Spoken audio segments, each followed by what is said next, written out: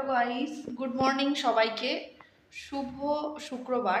আর দেখো, আমরা এখন ব্রেকফাস্ট করতে বসেছি। তো তোমাদেরকে আমরা কি কি ব্রেকফাস্ট করছি সেটাই দেখাবো।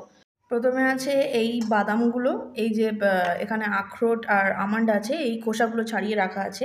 আর এটা হচ্ছে কিশমিশ ভেজানো জল, আর এই কিশমিশটা।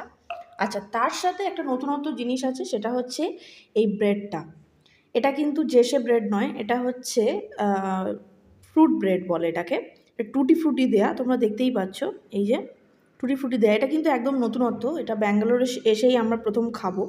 তো এতে দেখো কতগুলো আছে, এখানে তো টোটাল 9 পিস আছে, আর এখানে 5 পিস, মানে টোটাল 14 পিস থাকে একটা প্যাকেটে। আচ্ছা, প্যাকেটটা দেখিয়ে দিই তোমাদের। এটা হচ্ছে এর প্যাকেটটা, এই যে দেখো, ফ্রুট ব্রেড, মিস্টার ব্রেডের ফ্রুট ব্রেড।